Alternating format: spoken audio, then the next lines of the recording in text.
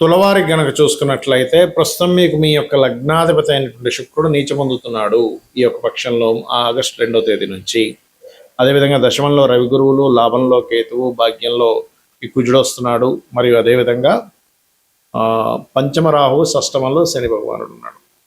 ఈ యొక్క గ్రహస్థితిని అనుసరించి మీకు ఎలా ఉండబోతుంది, ఏ దేవతారాధన చేయాలి, ఎటువంటి విషయాల పట్ల మీరు జాగ్రత్తగా ఉండాలనేటువంటి అంశాలు చెప్తుంది నేనైనప్పటికీ చెప్పిస్తుంది సాక్షాత్ లలిత అమ్మవారిగా భావిస్తూ, ఆ లలితాంబిక అమ్మవారి యొక్క అనుగ్రహం మీకు పరిపూర్ణంగా కలగాలని మనస్ఫూర్తిగా కోరుకుంటూ, ఇక్కడ ఈ లగ్నాధిపతి ఎప్పుడైతే నీచ స్థానంలోకి వెళ్తున్నాడో, 12వ భావంలోకి వెళ్తున్నాడో, ఇది ఇచ్చేటువంటి రిజల్ట్ ఏమిటంటే వ్యసనాలకు ఇది అవ్వడం జరుగుతుంది. వ్యసనాలకు గురవడము ఇటువంటివి ఇస్తూ ఉంటుంది శుక్రుడు 12లో ఉన్నందుకు. కాబట్టి వ్యసనాలు అలవాటు ఉన్న వాళ్ళు చాలా జాగ్రత్తగా ఉండాలి.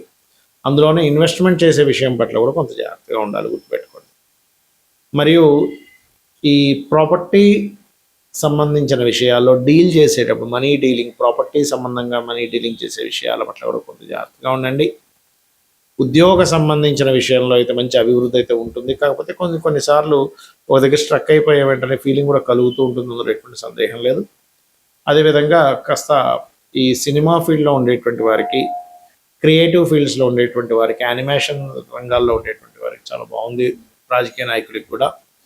మరియు అదేవిధంగా ఇక్కడ గమనించినట్లయితే ఇక్కడ సప్తమాధిపతి భాగ్యంలో ఉంటూ ఎప్పుడైతే ఈ శత్రుక్షేత్రంలోకి వెళ్తున్నాడో, కొంచెం జీవిత భాగస్వామిని కానీ లేదా పార్ట్నర్స్ని కానీ ఎంపిక చేసుకునేటువంటి అంశంలో చాలా చాలా చాలా జాగ్రత్తగా ఉండాలి, గుర్తుపెట్టుకోండి. ఇక మీరు నిత్యము చేయవలసినటువంటి దేవత ఆరాధన ఏమిటి అని చెప్పి చూసుకున్నట్లయితే, ఇక్కడ మీరు నిత్యము కూడా దుర్గా అమ్మవారి యొక్క ఆరాధన చేయండి. అయితే కొంతమందికి ఉద్యోగంలో కొంత స్ట్రక్ అయినట్టు కూడా ఉంటుంది అని చెప్పాను. కాబట్టి ఆ యొక్క ఇబ్బంది తగ్గాలి అంటే ఓం మాణిక్య ముకుటాకార జానుద్వయ విరాజితాయ నమః చేసుకోండి. లేదంటే వ్యసనాలు బారవుతున్నారు అన్నప్పుడు ఓం పదద్వయ ప్రభాజాల పరాకృత సరోరుహాయే నమః చేసుకోండి. అన్ని విధాల మీకు బాగుంటుంది. ఇక్కడ ఏంటంటే మనకి గ్రహం ప్రతి నెల ఏదో ఒక గ్రహం మారుతూనే ఉంటుంది. కొన్నిసార్లు ప్రతి 14, 15, 16 ఈ తారీఖుల్లో రవి మారుతూ ఉంటాడు. దాంతోపాటు శుక్రబుధులు కూడా ముందు వెనక్గా మారుతూ ఉంటారు. శని అయితే 2.5 సంవత్సరాలకి, గురువు అయితే సంవత్సరానికి ఒకసారి. ఇప్పుడు అతిచారంలో ఉంది కాబట్టి ఎవరి 4 నెలలకు ఒకసారి మారిపోతూ వచ్చింది. అదేవిధంగా రాహుకేతులు సంవత్సరంన్నరకి మారుతూ ఉంటారు. చంద్రుడు అయితే 2.5 రోజులు. ఇక్కడ నేను మీకు ఒక విషయం చెప్తాను.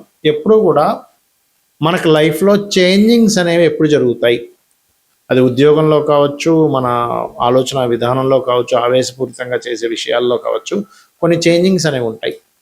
అవి ఎప్పుడు జరుగుతాయంటే ఒక గ్రహం మారినప్పుడు జరుగుతూ ఉంటాయి.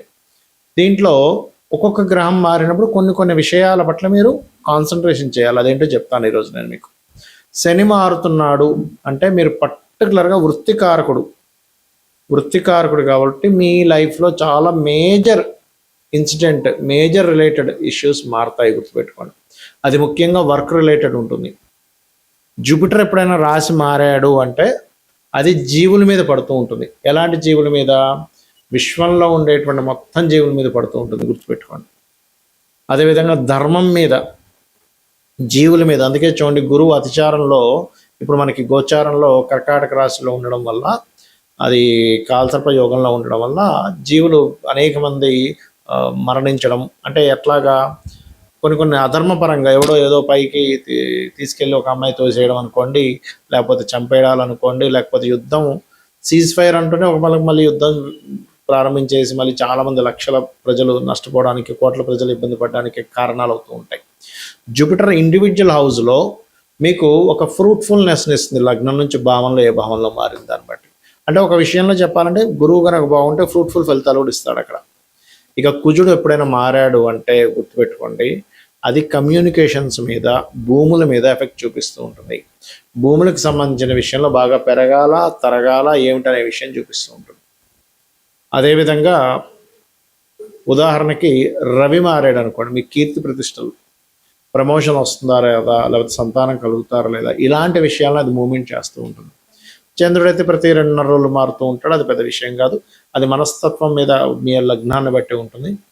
ఇక శుక్రుడు, బుధుడు కనుక చూసుకుంటే, శుక్రుడు మీ ధన వ్యవహారాలు లేదా ఇంట్లో ఉండేటువంటి స్త్రీల విషయంలోని, అలాగే మీరు మీ లగ్జరీ రిలేటెడ్ వాహనం కొనుక్కోవడం, గృహం కొనుక్కునే విషయాలకి అది పాజిటివ్గా ఉంటుందా నెగిటివ్గా ఉంటుందా అని అర్థం చేసుకోవాలి. బుధుడు మీ విద్యా సంబంధించిన మీరు తీసుకునే డెసిషన్స్ మీద, అదేవిధంగా మీ ఐడియాలజీ మీద, దీని ప్రభావం చూపిస్తూ ఉంటుంది. రాహుకేతువులు మాత్రం పర్టికులర్గా రాహు మీకు ఒక ఆశ పుడుతుంది కానీ అది ఖచ్చితంగా నెరవేరుతుంది, లేకపోతే ఆశ వల్ల మీరు మోసపోతారా అని చెప్తుంది. కేతువు కొన్నిటిని కట్ చేసుకుంటూ ముందుకు వెళ్ళిపోవాలని, కొన్ని విషయాలకి కొన్ని కట్ అయిపోతుంటాయి మన లైఫ్లో. అంటే కొన్ని బంధాలు కట్ అవ్వచ్చు, కొంత ఆఫీస్ నుంచి ఇంకో ఆఫీస్ మారచ్చు, లేనట్లయితే కొన్ని వ్యసనాలు వదిలేయచ్చు, లేదా కొన్ని వ్యసనాలకి కనెక్ట్ అయిపోవచ్చు, మనిషి చెప్పలేము, అలా ఉంటూ ఉంటుంది. బట్ ఏదైనా సరే డిటాచ్మెంట్ను కేతు ఇస్తూ ఉంటాడు. అయితే ఎప్పుడైనా ఒకటే గుర్తుపెట్టుకోండి, మీకు గ్రహస్థితి బాగుండాలి అంటే ఏ గ్రహం మారితే ఆ గ్రహానికి సంబంధించిన దానం ఇవ్వండి. ఫస్ట్ ఆఫ్ ఆల్ గుర్తుపెట్టుకోండి. లేదా ఆ గ్రహం ఏ గ్రహంతో కలుస్తుందో దానికి సంబంధించిన దానం ఇవ్వండి. అలా ఒక్కొక్క గ్రహానికి చూసుకుంటే రవి అయితే సూర్యుడు, చంద్రుడైతే చంద్రుడు 2.5 మారుతూ ఉంటాడు కూడా పర్లేదు, శివాభిషేకం చేసుకోమంటుంటారు. అందుకే ఎందుకంటే చంద్రుడు 2.5 రోజులకు మారుతూ ఉంటాడు, రోజుకో నక్షత్రం మారుతూ ఉంటాడు. శివాభిషేకం చేసుకోవడం వల్ల చంద్రబలం పెరుగుతుంది. కుజుడైతే కందులు, బుధుడైతే పెసలు, శుక్రుడైతే బొబ్బర్లు, గురువైతే శనగలు, శని అయితే నువ్వులు, రాహు అయితే మినువులు, కేతు అయితే ఉలవలు దానంగా ఇవ్వాలి. గుర్తుపెట్టుకోండి. ఇవి గనక మీరు గ్రహం ఎప్పుడు మారుతుంది అనేటువంటిది మీరు గూగుల్లో సెర్చ్ చేసినా తెలుస్తుంది. సన్ ఈ సంవత్సరం ఈ రాశి నుంచి ఈ రాశి ఎప్పుడు మారుతుందంటే అది డేట్ ఇస్తుంది. చాట్ జీపీటీ కూడా ఇస్తుంది, లేదా మీరు పంచాంగంలో చూసుకున్నా కూడా కనబడతాయి. పంచాంగంలో చాలా స్పష్టంగా ఏ గ్రహం ఎప్పుడు మారుతుంది అనేటువంటిది ఇస్తూ ఉంటారు. ఆ రకంగా మీరు చూసుకుంటూ ఉండాలి. గుర్తుపెట్టుకోండి. ఇలా చూస్తూ మీరు నిత్యము కనుక మీ యొక్క పూజా గదిలో నిత్య దీపారాధన ముఖ్యంగా అలవాటు చేసుకోండి. నిత్యము ఒక ఆలయానికి వెళ్ళడం, మీ ఇంటికి దగ్గరలో ఏ ఆలయం ఉంటుందో చాలా దగ్గరలో ఉండే ఆలయానికి వెళ్ళడం ప్రాక్టీస్ చేయండి. ఫస్ట్ ఆఫ్ ఆల్ రోజు ఆలయానికి వెళ్ళడం వల్ల పిశాచ యోగాలు పట్టవు. మనకు గుర్తుపెట్టుకున్న పాయింట్ నెంబర్ 1. ఎందుకంటే మన గ్రహస్థితి ఒక ఎత్తు అయితే పిశాచ యోగాల వల్ల మన ఆలోచన విధానము, మన అలవాట్లు, మన అడిక్షన్స్ ఇవన్నీ జరుగుతూ ఉంటాయి. అది క్లియర్ అవుతుంది. గుర్తుపెట్టుకోండి. ఇలా చేయండి. ఖచ్చితంగా మీకు మీ యొక్క జీవితంలో ఏదైతే ఇబ్బంది పడుతున్నారో ఆ ఇబ్బంది నుంచి క్లియర్ అవుతుంది. అలాగే సంవత్సరానికి ఒకసారి అయినా 6 నెలలకు ఒకసారి అయినా క్షేత్ర దర్శనం చేసుకోండి. అన్ని విధాలు మీకు బాగుంటుంది. అయితే ఎప్పుడు కూడా మీరు దానం ఇచ్చేటప్పుడు గుర్తుపెట్టుకోండి, దానంతో పాటు వస్త్రం కూడా ఇవ్వాలి. అంటే గోధుమలు ఇచ్చేటప్పుడు ఆరెంజ్ కానీ రెడ్ కలర్ వస్త్రం కానీ, బియ్యం ఇచ్చేటప్పుడు వైట్ కలర్ వస్త్రం ఇవ్వాలి. కందులు ఇచ్చేటప్పుడు కూడా ముదురు రెడ్ కలర్ ఇచ్చినా పర్లేదు, కందులు దానం ఇచ్చేటప్పుడు. అదేవిధంగా పెసలు కనుక దానం ఇచ్చేటప్పుడు మీరు గ్రీన్ అంటే మన గ్రీన్ కలర్ వస్త్రం బ్లౌజ్ పీసెస్ ఇవ్వచ్చు, లేదా మీరు ప్యాంట్ చొక్కా షర్ట్ చొక్కా ఇస్తాను, మీ ఇష్టం అది. అలాగే గురువు అనుకోండి yellow colour or cream colour, శని అనుకోండి బ్లూ ఆర్ బ్లాక్ కలర్స్. అదేవిధంగా రాహు అయితే సిమెంట్ కలరు, కేతు అయితే మల్టీ కలర్, ఈ కలర్స్ ఇస్తుండాలి. ముఖ్యంగా మీరు శుక్రుడు అయితే వైట్ కలర్, మళ్ళీ again pink are white colours కూడా ఇవ్వచ్చు.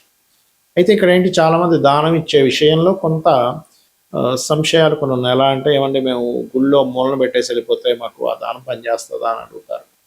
మీరు మీ అకౌంట్లో డబ్బు వేయాలనుకోండి, మీ ధనాన్ని తీసుకెళ్లి బ్యాంకులో ఒక మూలన పెట్టేసి వస్తే మీ అకౌంట్లోకి వెళ్తుందా? వెళ్ళదుగా.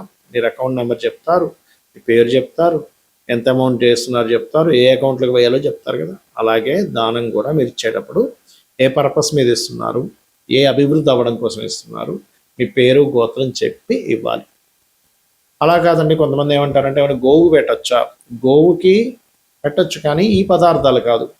గోధుమ రవ్వ పెట్టచ్చు, బియ్యం పిండి పెట్టచ్చు, లేకపోతే క్యారెట్స్ పెట్టచ్చు కందులు బదులుగా, పెసలు బదులుగా ఆకుకూరలు తినిపించవచ్చు, నువ్వులు బదులుగా బెల్లం పెట్టచ్చు, మినుములు బదులుగా ఉండలు పెట్టచ్చు, ఉలవల బదులుగా గ్రాసం పెట్టచ్చు.